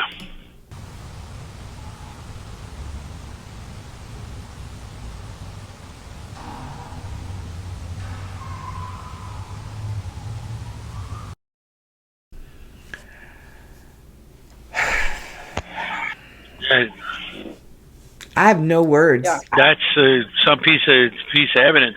Yeah. That's right by the lobotomy, and you know what they were doing there with the mallet. Yeah. You know? Yeah. And then the scream, and then you can hear a boom. Yeah. That too. Yeah, So, you can. And like the folks that were there, like Lisa was there. Lisa and Jody were part of Mid-Atlantic Day Trips. They were there. We have all been sharing evidence in our group chat.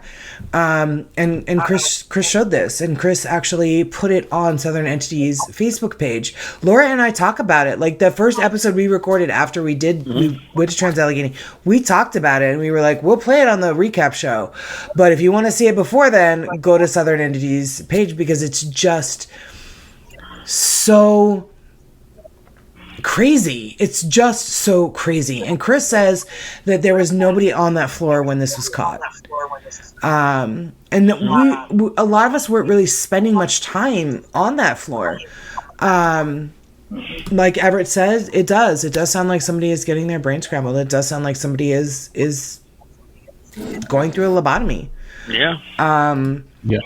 Micah, no denying what was going on. It is unbelievable. You're absolutely right. You can hear what is happening. Lynn, so sad. I agree. That's why I had to put a disclaimer in front of it. Didn't give folks much time, but also Chris wants to say that this piece of evidence was not enhanced at all. So this, I'll tell you, it is pretty compelling. I remember when Chris posted this Yeah. in our group chat, and I think we were all just in awe of it at the time. It's a fantastic, well, I say fantastic catch from an evidence point of view, but it's a horrible catch in the fact of what was actually going on in that area. Yeah. So. For sure. And Micah's right. Like that one had every hair on my body stood up on end. And it was one of those, like, you kind of stop and think, did I fucking just hear that? Did I hear that? Yeah. And Chris himself said, I about shit when I heard it. I can't even imagine what his initial reaction was when he came across that, because we've all had that moment, right, where we have been listening to something, we know the situation, what was going on, and then we hear something wholly unexpected. This is that. Yeah. And it's so... Yeah, that was... It's really, truly amazing. And Chris, just so you know, I would like to send this to Rebecca Jordan Gleason, who is the operations manager of Trans Allegheny Lunatic Asylum. She is the daughter of the owner, Joe Jordan. I would like to send this piece of evidence to them just so that they can, they can have it. And if you don't mind, let them, if they want to showcase it on any of their promotions and stuff for the asylum. I think this is something that they need to hear. I think that would be an excellent piece for them. Yeah. Yeah. I think so too. And catching it and catching that something like that in that area with that, it's so related to what's happening. Yes. That was there, that happened in the past. So that's amazing that you get something like that. Yeah. Yeah, it's very disturbing, and it's something that Laura and I are still talking about. We're just like, I can't even, I just can't even. So it's just so clear too, like, yes, you know what I mean? Like, there's no confusion about what is happening. None. It's very clear. It's in the right place. It's wholly disturbing. But yeah, like Scott said, it's an amazing capture, and it is. We all know that nobody was running around the asylum screaming when we were there. So, you would have been able to hear it all over the place. So that wasn't happening. So it is just it blows my mind, that one. Yeah. And the sound of the mallet. I mean, it's just really. It's just really. And we all know this, but for those of us that are watching that aren't familiar with, there are classifications of EVPs. This clearly falls in a Class A category, which is you can clearly hear what's going on with no enhancements whatsoever. I guess the biggest question to it is, was that an intelligent recording, or is that something residual? My first initial thought on that would be it's something residual. That was my initial thought as well, is that it would be a residual. Yeah. That's residual. Definitely. That's something that's in time over there, and that's just repeats itself, Yeah. I mean, if you guys go back there again, I know Chris would definitely put a recorder in that area and see if you get it again. Oh, yeah. And if you get it again, if you have a timestamp on it, you try to put it on the same time that you had it there. Mm-hmm. Too. Yeah. Because it might be just set in time. Find out too. Yeah, for sure. It's repeatable at the same time. That's a good point. Yeah. Chris said, I also believe that it was residual. So, and they weren't known to use any kind of anesthesia. These patients were not, No. They were not like put under, nothing like that. It was just like, hey, lay down. We're going to strap you down. And then here's this little ice pick in your fucking brain. They strap your head down and then move. Yeah. Yeah. And they go through your eyes. Yeah. It is sad how they... It is. So, if you guys have listened to History of a Haunting enough, you know how I love to end on a really gross, sad note. So that is all of the evidence that we have to show you guys. And Laura's not surprised at all that I went out on a dramatic note, because that's how I roll. I love to do that. I do want to say...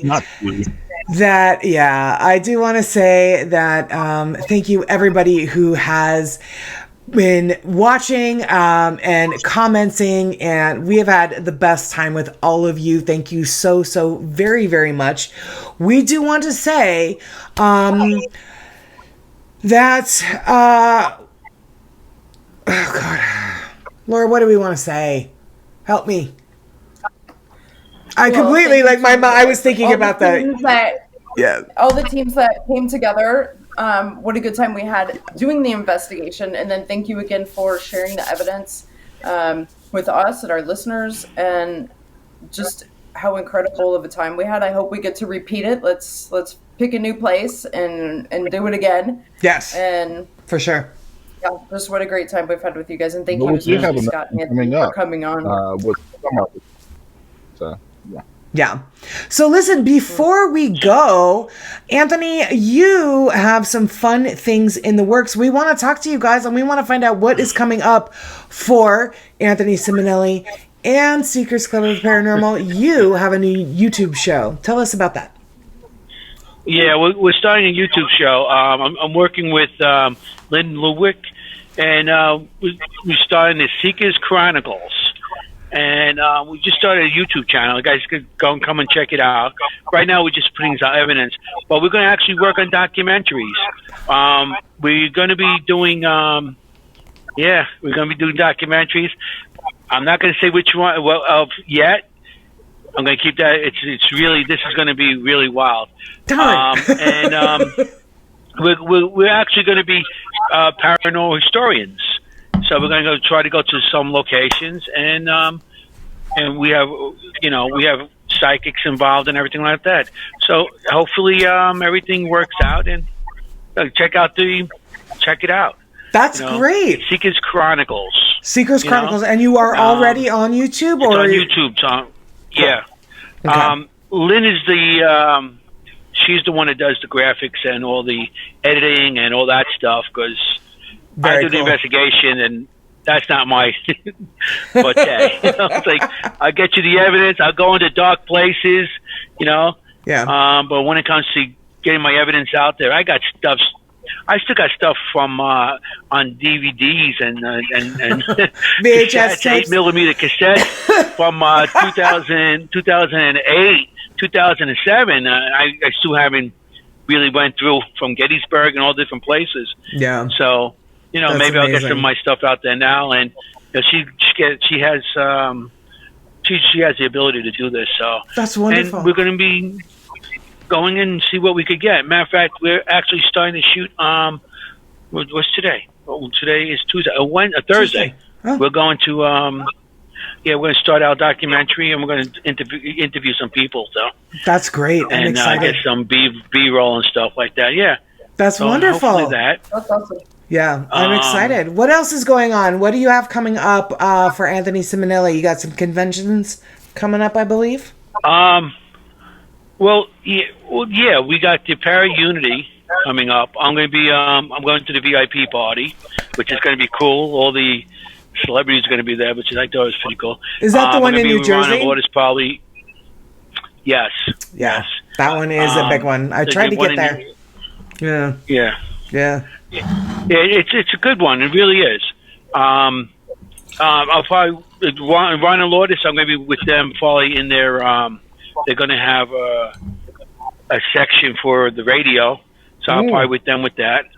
That's great. Gettysburg, I have a table, and I'll see you guys in Gettysburg. Yes. That'd be awesome. That'd be awesome. Yeah, we're excited. I'm super excited. Try and get Scott, are you going to be able to go? You got to get up there. I'm working on it. I'm having to rearrange some of my vacation time. Okay. If I go, I can't 100% commit to that yet. Okay. So, yeah. All right. Yeah, Laura's in the same boat. She's trying to do it. Yeah. Yeah, you really should. If you guys are going to go, you got to get your room. You got to get rooms. Because the hotel the thing's at, they already booked up. Then I had to go to another hotel right across where it's near. They're booked up now, and now they're trying to get a third hotel and stuff like that. So, Yeah. you might have to. You're going to have to start looking. Yeah, Chris, Audra, and I booked our tickets last October. Actually, we booked our rooms last October or so because we knew it was going to sell out. I did it last year too. Yeah. Yeah. So I knew I was going to be doing it. 'Cause I have a table set up. Seekers Club of the Paranormal. We're going to be there. Me and Joe C. We're going to be. I'm going to start introducing the Seekers Chronicles. Good. And, I'm going to try to I want to start interviewing people. Not only people. We're going to not only do the documentaries, but we want to interview people that are from psychics to paranormal investigations, how they got into things. Cool. So we got a couple of things in the works that we want to get going, and I'll be talking to you guys if you guys are interested. Yeah, absolutely. You know where to find us. Miss Laura is our resident historian here at History of a Haunting. So. Yeah. I watched one of your shows today. I watched a couple of your shows today. Oh, good. Wanted to see what you guys are about. Yeah. Good. So I watched a couple today about the hills and stuff like that. And yes. And I guess when you guys got back from Trans Allegheny and Yeah. Oh, good. Yeah, I watched a couple of them. So. Thank you so much. Yeah. Thank you so much. Scott, what is going on? I subscribed. Yeah, I know. I did get that email.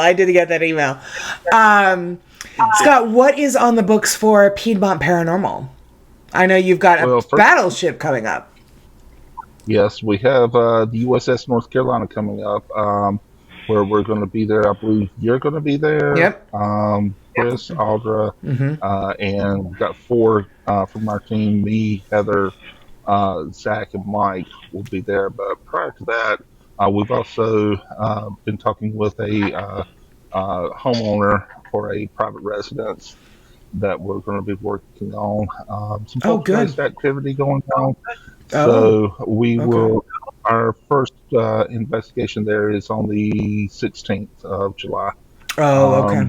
Wow. Okay. It's actually kind of busy for at least for me and my wife because that's also our 25th year wedding anniversary. That's so right. Plans going That's right. Yeah. as well. Congratulations. And then in August, we're going to see what comes up then. Um, we're working on some stuff. We did you did see in the videos where we have changed our logo. Reason for that. Yes. We have, as of this week, we are officially an LLC. And, That's great.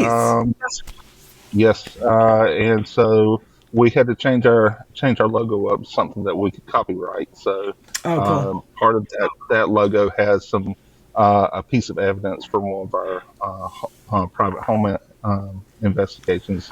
Really? Well, that's pretty cool. An elemental that we encountered. So okay. But yeah, so okay. We're we got some things going on, and it's getting busy. Good. That's wonderful. I love it. As for History of a Haunting, well, you know what? We come to you every week. You guys know what's going on with us.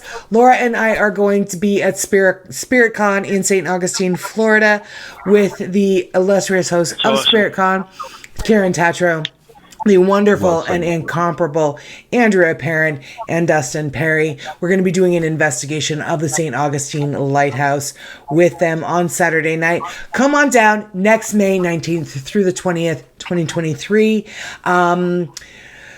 Laura, go ahead and tell them all about the book. Well, we are working on a book, so hopefully we'll have that out to you as soon as possible.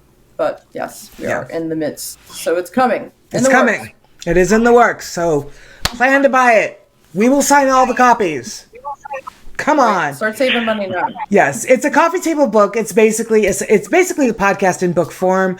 It is a coffee table book, so it will be heavily pictorial, but it is going to be our top 10 haunted locations. And we are super, super fortunate to have amazing contributions to the book by Sam Baltrusis, Tony and Sheree Rathman, and the one and only Chris Allgood and Audra Keeler are also going to be contributing to our book as well.